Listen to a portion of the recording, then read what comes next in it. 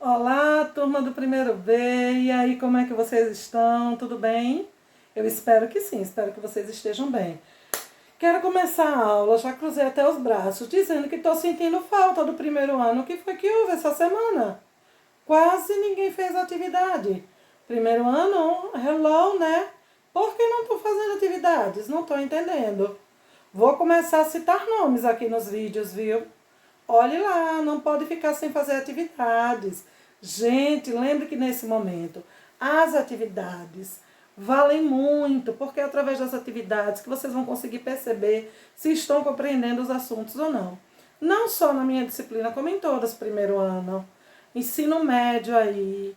Vocês agora têm uma responsabilidade ainda maior, porque com essa pandemia vocês estão estudando de uma forma diferenciada. Então, por favor, não deixem de fazer as atividades. Parabéns aos que fizeram. Estão de parabéns, estou muito orgulhosa. Eu sei que dificuldades existem, porém, quando tiver, me avise da dificuldade. Eu já disse isso também, não foi? Me avise da dificuldade para a gente ver no que pode ajudar. Vou dar uma oportunidade, hein? Quem não fez atividade ainda da semana passada, fazer para mandar para mim até sexta, junto com a que eu vou passar hoje, hein? Não deixem de fazer, ok? Primeiro ano, posso contar com vocês? Toca aí para contar. Aê, olha lá, hein? Bom, hoje nós vamos começar um assunto novo, né? Nós terminamos na última aula as funções de linguagem e eu botei aqui, vocês sabem que eu gosto sempre de fazer uma revisãozinha, né? Deixa eu botar o quadro mais pra cá. Ai, não, vai cortar. Chega. Peraí. Agora. Melhorou? Melhorou. Na hora eu aproximo o tablet. Ó, então, nós vimos as funções de linguagem e para ver função de linguagem, nós precisamos relembrar os elementos da comunicação. O que é a comunicação, né? A comunicação é o que nós utilizamos para mostrar, expressar as nossas ideias e entender a ideia do outro, né? Quais são os elementos que existem na comunicação? Nós temos o emissor, que é aquele que envia a mensagem. Nós temos o receptor, que é quem ouve a mensagem, quem capta a mensagem, ouve, lê. E nós temos a mensagem, que é o assunto que vai ser tratado, falado, enviado, e o canal da comunicação, que pode ser a fala, a escrita, uma imagem, enfim. Aí nós vimos as funções de linguagem. Vimos que as funções de linguagem, todas elas têm em quem ela está centrada, o tipo de linguagem empregada e para quem, né, ela é feita ou onde ela é encontrada. Vimos a função emotiva. Emotiva se refere assim porque fala das emoções de um emissor. Quem é o emissor? É aquele que envia a mensagem, certo? Então, ele envia a mensagem própria, falando dos seus sentimentos, emoções, sensações. É o emissor quem envia a mensagem. Então, a linguagem está centrada aí no emissor, né? A função. Que tipo de linguagem eu uso? Eu posso utilizar uma linguagem formal ou informal, né? Porque se eu estiver escrevendo no meu diário, blog, eu posso me utilizar de uma linguagem informal, mas se eu estiver escrevendo uma autobiografia, eu tenho que utilizar uma linguagem formal. Onde eu posso encontrar esse tipo de função? Biografias, autobiografias, poemas também. Poemas, diários, blogs. A função poética é muito parecida com a emotiva, centrada também no eu e nas suas emoções, porém a poética trabalha a palavra para que a emoção seja transmitida através do sentido figurado. Então, ela também é centrada no eu e se utiliza de uma linguagem formal. Qual é a diferença das duas? Na poética, a presença de metáforas. Que são metáforas? É uma figura de linguagem, nós vamos trabalhar com metáfora hoje, que se refere a uma conceituação através do sentido figurado. Tá aí quando eu digo, meu coração é uma prisão que me mantém refém dos meus sentimentos. O coração não é uma prisão, é um órgão, né, corpo humano, que serve para a pulsação do sangue. Então, quando eu uso essa, meu coração é uma prisão, eu trato da angústia, né, dos meus sentimentos. Então, isso é um sentido figurado. Muitas vezes, quando nós falamos no sentido figurado, fica mais fácil de entendermos, ou de fazer a pessoa entender. Por isso que tratamos do sentido figurado, certo? Então, a função poética, ela tem metáforas e a presença do sentido figurado. É centrada também no eu, na transmissão dos sentimentos e diferença se utiliza de uma linguagem formal. A função referencial, ela é centrada no referente. O que é o referente? A mensagem. Ela é encarregada de transmitir informações. Por isso se utiliza de uma linguagem clara, direta e objetiva e de uma linguagem formal padrão, para que todos que lerem a informação possam entender de norte a sul do país, certo? Temos também a função conativa. O que é a função conativa? É também chamada de apelativa.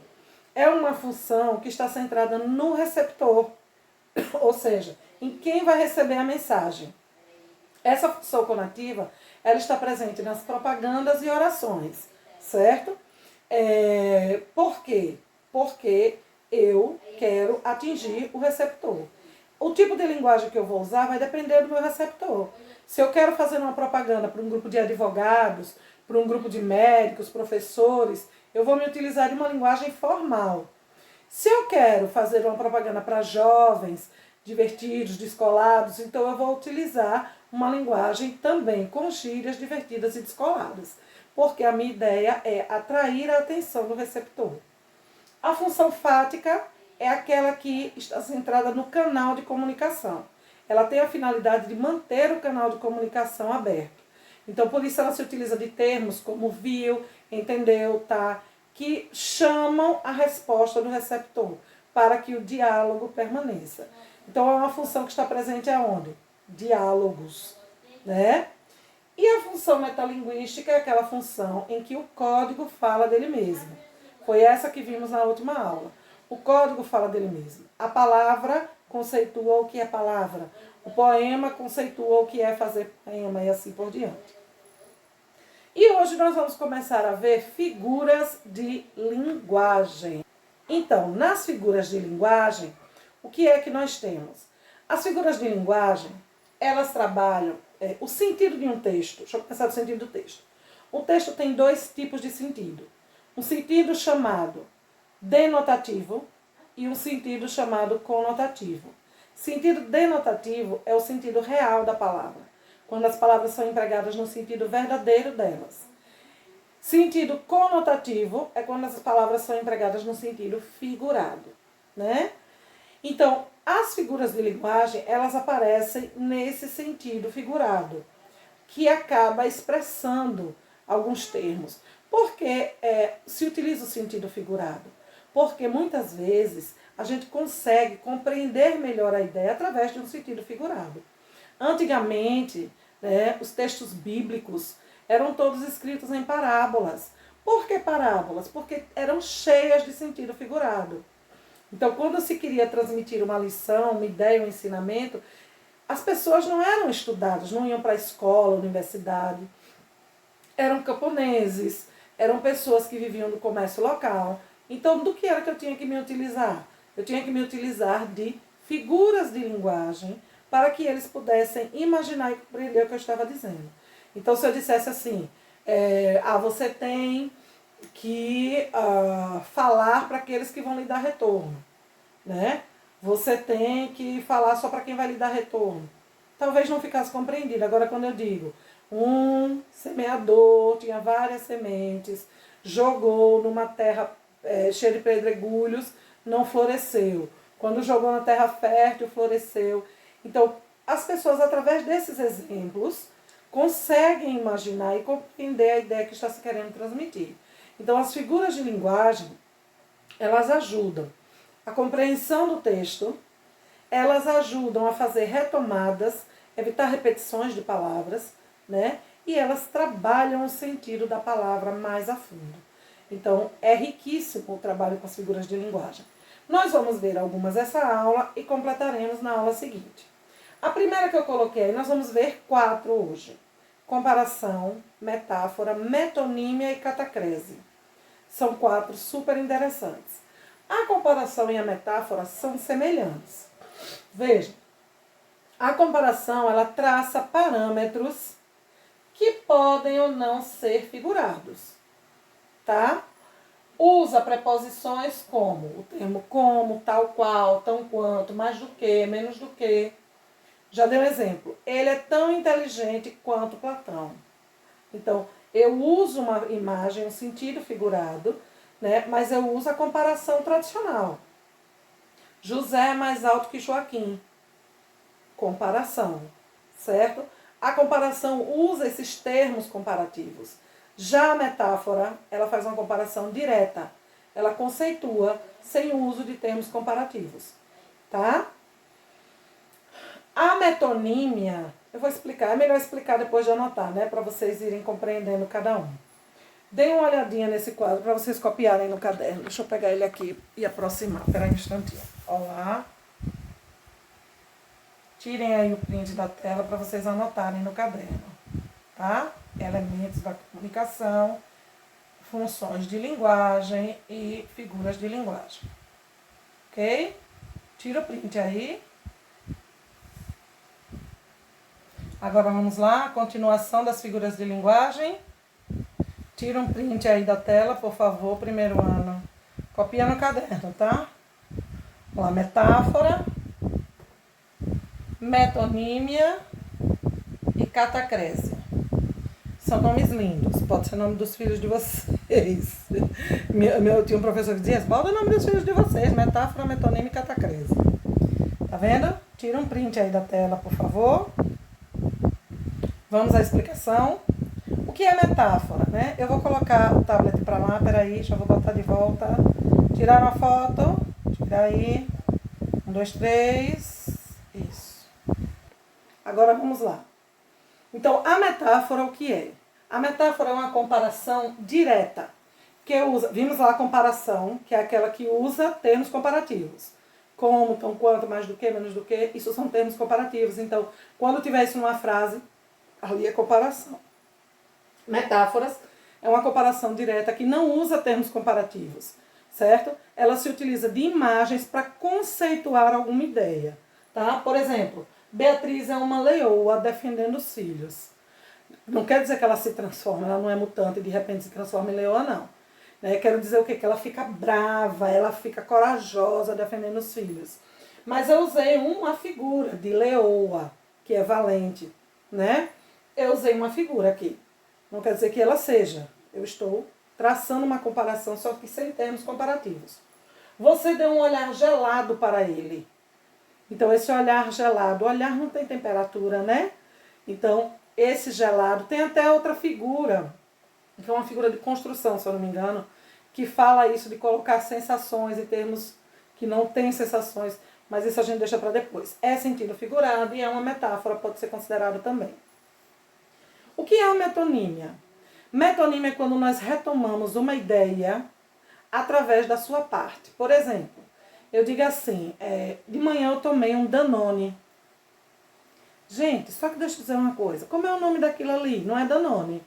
É iogurte. Danone é uma marca, tá? Então a gente toma a ideia do produto, a ideia do produto iogurte, pela nomenclatura dele, Danone. O Bombril, o famoso Bombril, né? Vocês sabem do Bombril?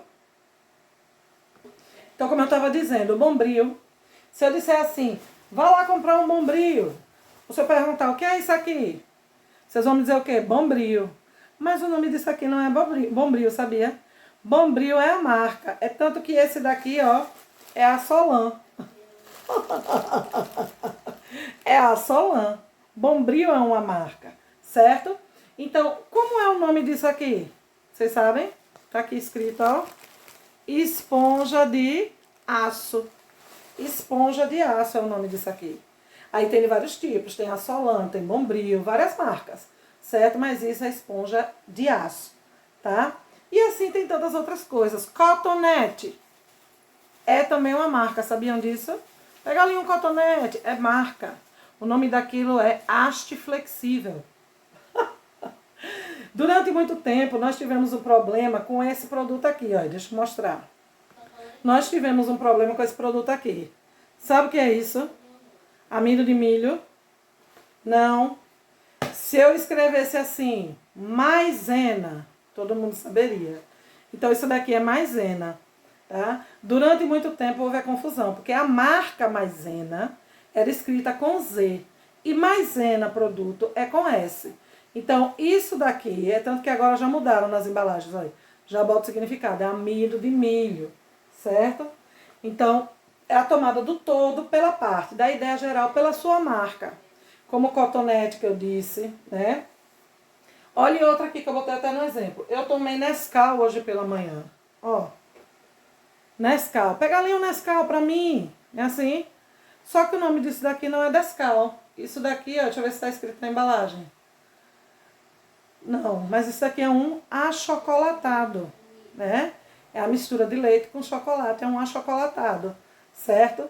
Então, achocolatado. Só que você chama, pega ali o achocolatado Nescau para mim. Não, você chama, pega ali o Nescau.